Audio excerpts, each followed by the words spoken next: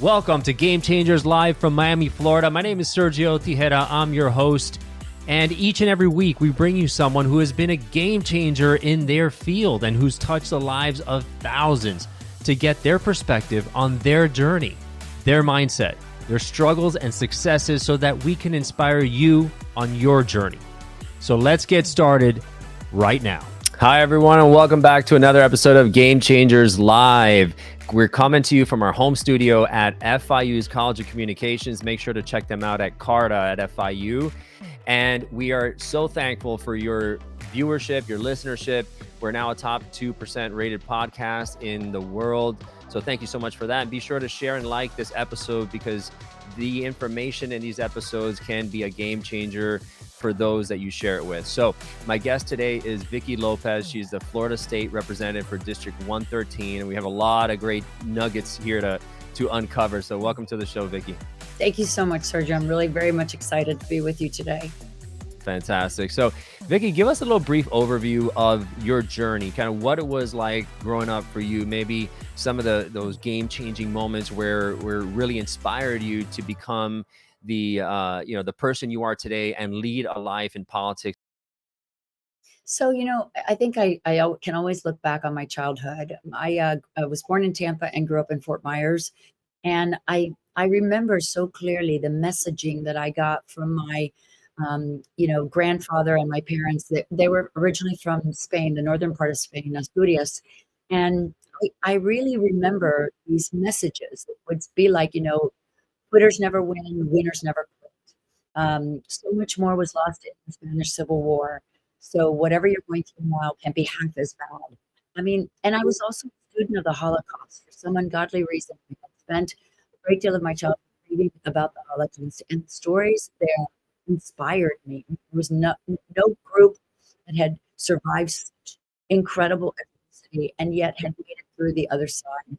So I think reading was important of stories of people that had really overcome a lot of adversity, and my own family's messaging has stayed with me throughout my life as sort of a foundational sort of a toolbox for dealing with adversity. And so very early on, I was, there was an opening in the Lee County Commission, which is where I first started my political career some 33 years ago.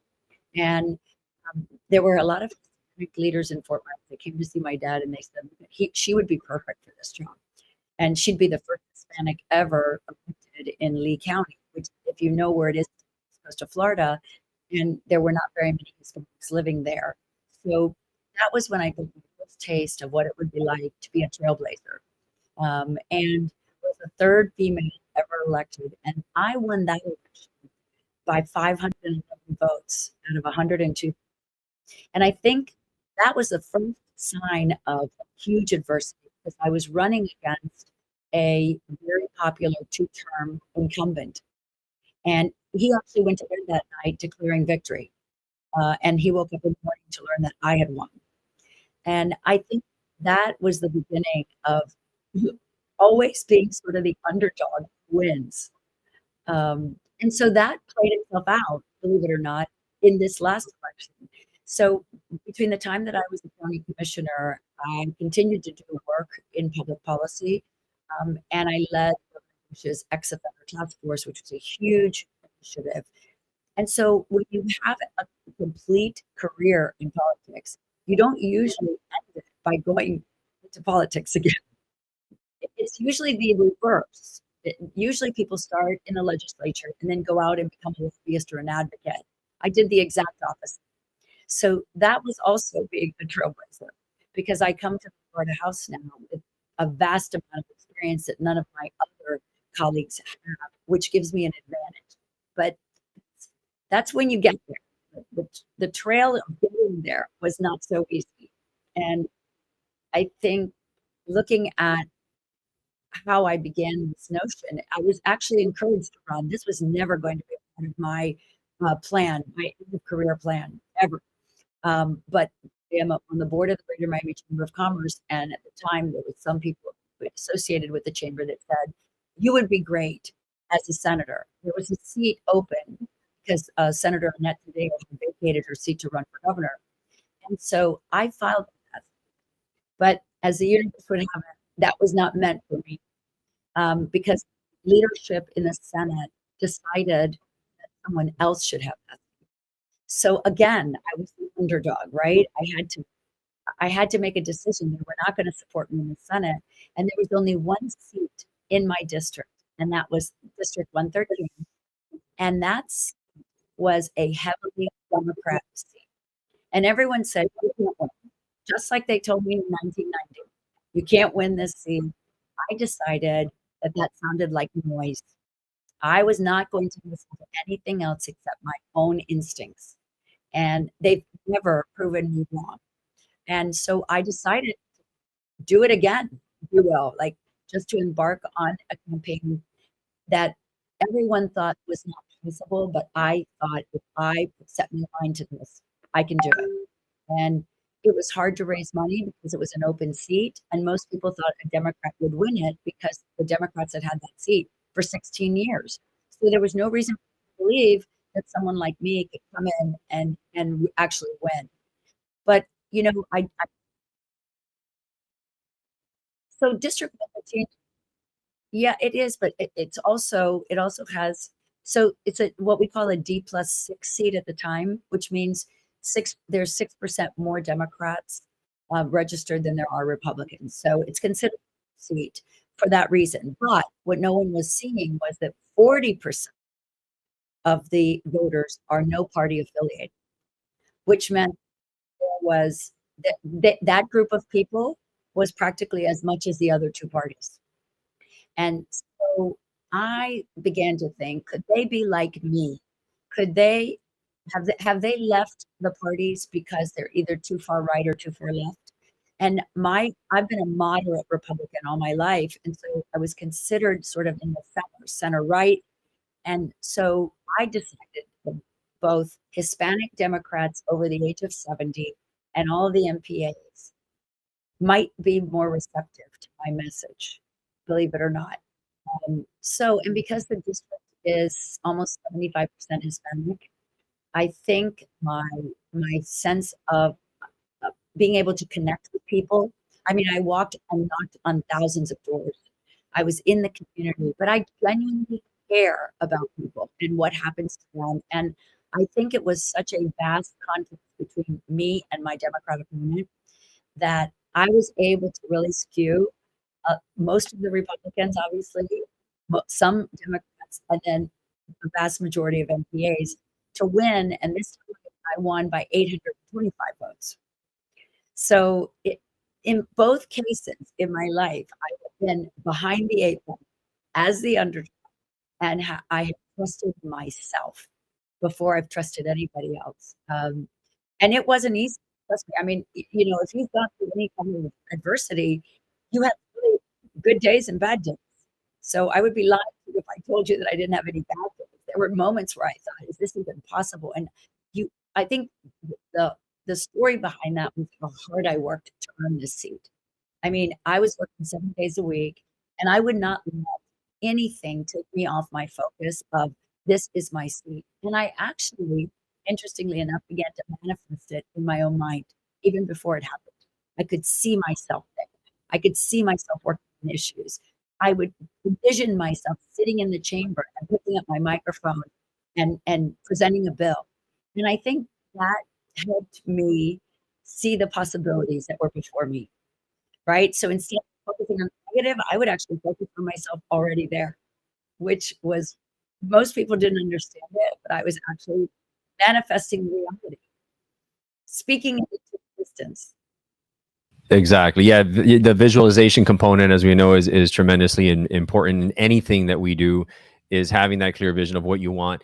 And when you run for a local seat or your state seat, you really put yourself out there, and you put yourself out there, you get open to being, to criticism, to your opponents bashing you. How or what kind of mentality or what kind of goals did you have that you said, okay, I'm willing to take that heat because what I'm doing is so important that it's worth it, right? So, Because not it's everybody's willing to go through that. well, no, because remember that your life is an open book.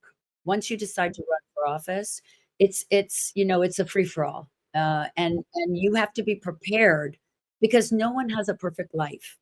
Um, and there are things that we've all done that we clearly wouldn't want the whole world to know, but you have to have enough strength of character to know that no matter what they say about you, you can overcome that by pressing the flesh with more and more people so they get to know who you really are. Because you're try to skew it all. They'll try to make you look like a bad person. They'll try to make you look like you're not qualified. And I think that not responding to that, but rather spending more time emphasizing who I really am, emphasizing my position on issues was the difference. It was the game changer Yeah. in this case, right? Because I could have gone on the defense. Instead, I just ignored it. And so when you encounter these challenges, during on your journey, how do you overcome them? Give me some examples of some times that you faced adversity in your life, especially in the political arena, that you were able to thrive afterwards. I think if you don't have any faith, I mean, I always tell people, I have a very strong faith.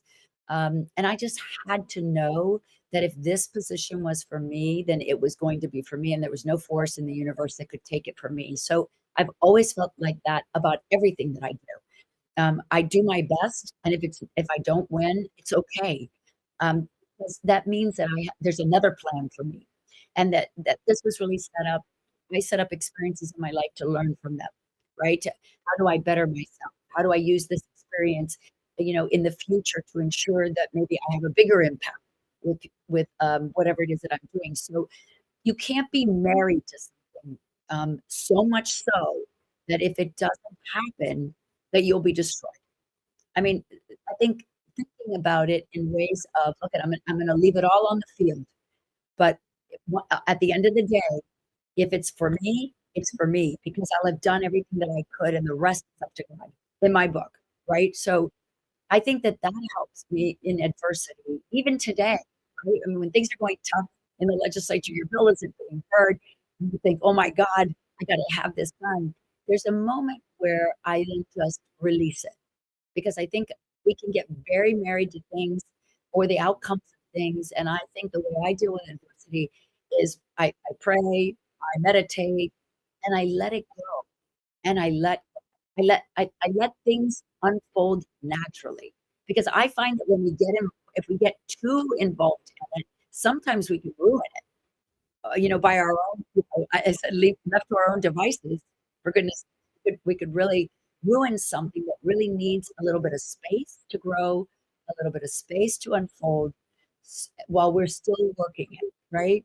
Yeah, I'm a big believer that life happens for us and things happen for a reason, and we don't always see the gold in there. At times, it seems like the world is caving in on us, right? And we all face different levels of adversity and different things that happen in our lives. And a lot of what eats us away is what we're telling ourselves, right? And the self-doubt that creeps in, and all that just consumes us. But having that mindset of saying, okay, I'm going to choose, always have a choice of how I'm going to look at this. I'm going to look at this, half empty or half full, or there's a lesson in here. There's some piece of gold in this rubble of destruction in my mind that is going to be the shining light. Like, I'm going to attach to that and then use that as a way to grow and a way to strengthen and a way to thrive and get out of this, right? Because there's a lesson in there. There's a growth lesson that life is trying to teach us. That's not always easy to see when you're in the midst of Yeah, it, right? exactly. So You're in the storm. you're in the storm. So getting out of the storm a little bit, becoming the observer of your own circumstances, right? Giving space to that, right, allows you to see it from the observer's perspective. So it's no, You detach the emotion of it. yeah, absolutely. And listen, I think it's that we set ourselves up for failure sometimes when we say, I want this, I need this, I've got to have this. But do you really? I mean, what is it that drives it, right? Re-examining, why am I doing what I'm doing? What is my real purpose here? So it's a lot of self-reflection in the midst of the storm, right? Kind of like lying down on the boat while the storm is moving, the waves are coming. You just say, you know what? I gotta have faith that I know what I'm doing and that I'm doing this for the right reasons. and that the storm is part of the process. It really is. It's almost like it conditions you because there will be other storms that come if you get the outcome you're looking for. So it's like a training ground.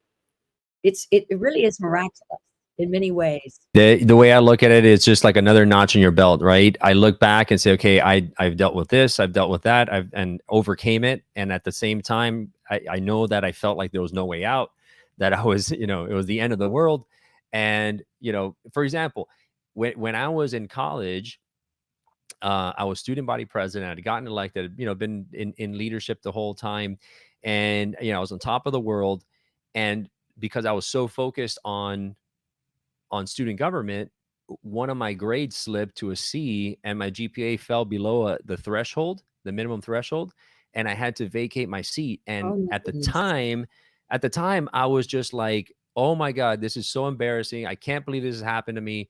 Where do I hide?" And it was just like the world was caving in. But there was a definite lesson in there, is that, hey, you need to make sure that the details, right? Pay attention to the details. It's kind of what's going to save you in the long run in a lot of cases.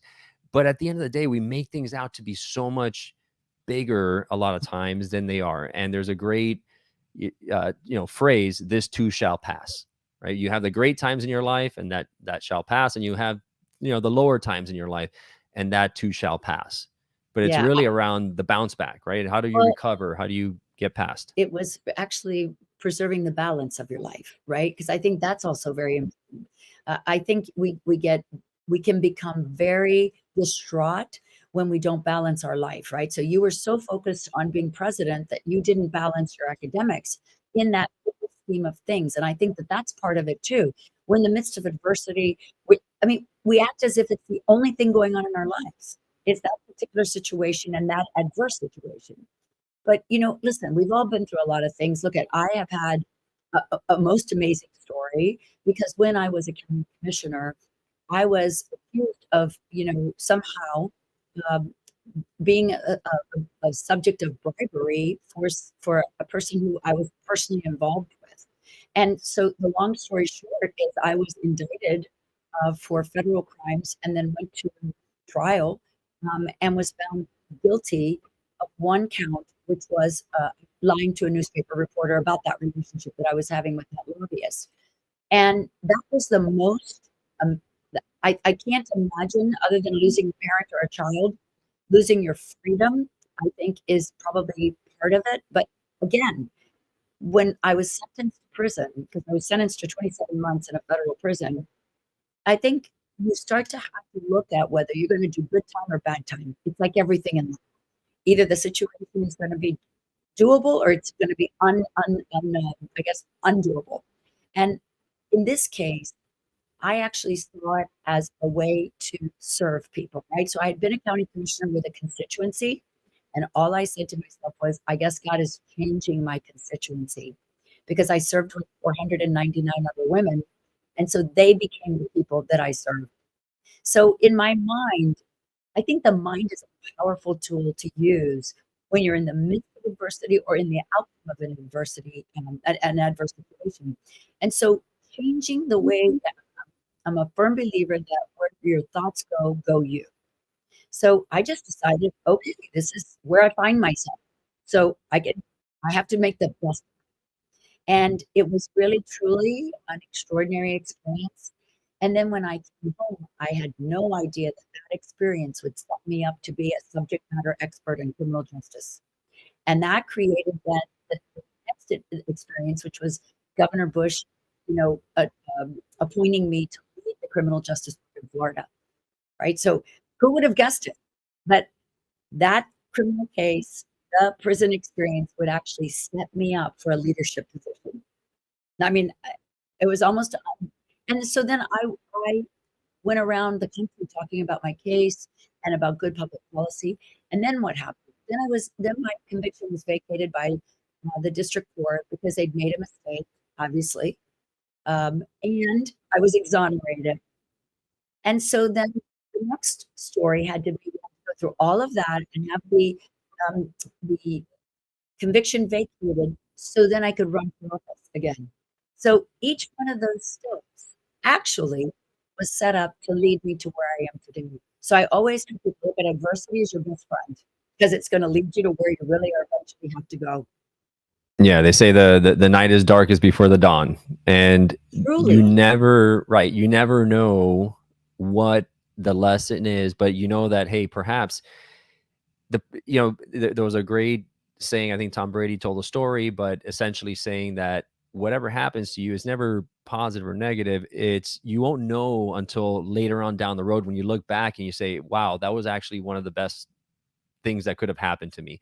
Although it was difficult, it was very trying, but it tested me, right? Like life tests you to start for a reason, right? Because there's something else coming that they're preparing you for, something greater. And at the time, like you said, you're in the storm. All you can I see had is the no idea. storm, and you're just like, "Please make it stop. Get me out of here." But like you said, okay, these are the cards I'm dealt, and you were incorrectly, convicted. That's insane. I don't know what must have been going through your mind when they gave the verdict, and you're like, "This cannot be happening to me. This is like a nightmare." Yes, but you go into disbelief, obviously, because you're in shock. But then, again, I used the example of people in the concentration camps, right? My circumstances in federal prison were nothing compared to what those people had gone through, and particularly, right? So I could I could look back to those stories because remember, how did those stories then somehow play a role some 30, 40 years later? I mean, how crazy is that, right? And yet those inspired me within my own prison experience, right? Because they were also in prison. I can still remember the first night in prison.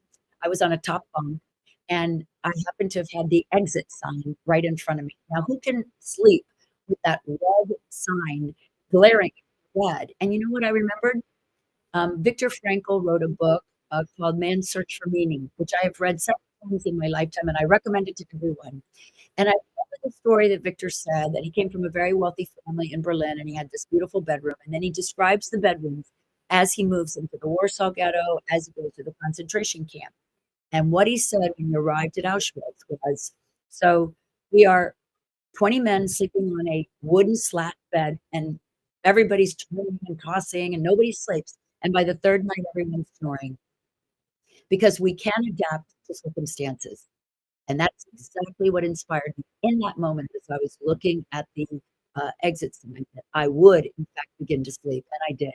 So you see, stories of people's adversities can also help you and inspire you and motivate you when you're in your own adversity, because you can then say, this isn't half as bad as anything that they lived, and they survived it. So I think always understanding that your circumstances are not as bad as some others. That's 100%. And in that book, he also mentions that hey, the worst thing that has happened to you is the worst thing that you can imagine, right? Because it's in your world, this is the worst thing that can possibly happen to you, but it's not, the worst thing that can happen to you. But he relates to that. He says, I don't, if you had a bad day at work and you think everything is coming on you, hey, that is, I understand that. You can't compare it to what I'm going through, but it's just as bad for you as it is for me. And so those are all fantastic points. And then so when it comes to, I'm a big believer in leadership and in mindset. And I always think that you need to put on your oxygen mask on first before you can help others.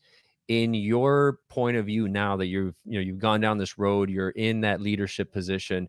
What do you believe are like the essential factors for effective leadership, especially in the realm of politics? I think good leaders actually always encourage good people supporting you, right? So in other words, in my case, I have an incredible legislative aide who's very young, but is one of the most I think one of the most proficient people in the system. And so I'm always wanting to encourage him, to teach him. So because when he is good or better, then I am better, right? So it's never really about me. it's always about the people that can help support me in this process, right? I think a good leader always propels people, young people especially, to do better, to provide them the resources so that they too can begin to see their better self, to really grow in their own career. I also think that working in politics, is very divided. I come from the school of working across the aisle. So I always work with my Democrat friends. I'm sensitive that they put there by their own constituency. And so I have an extraordinary amount of respect for them. And so I'm thoughtful and intentional in this process.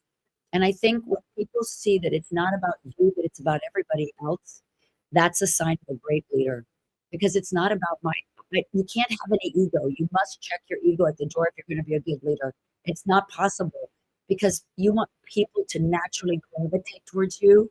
You want them to naturally want to do for you, which makes you then the leader that can provide in politics that kind of leadership for your district. Because a good leader cares. A good leader sets aside, listen, I don't let anybody call me representative. And I know it's a title that I've earned, but I tell everybody we're in this together. And that's what a good leader does. We lower ourselves so that we are equal with everyone.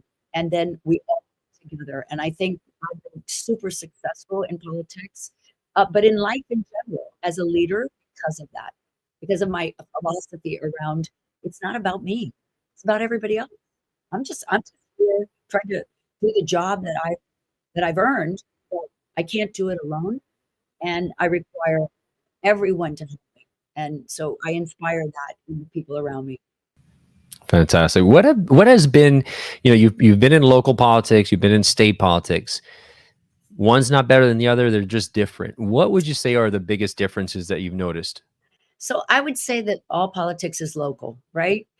So the closer you get to the people, the more challenging it is, right? Because like for instance, when I'm in Tallahassee and I'm there 4 months out of the year. Last year it was 6 months because we had special sessions.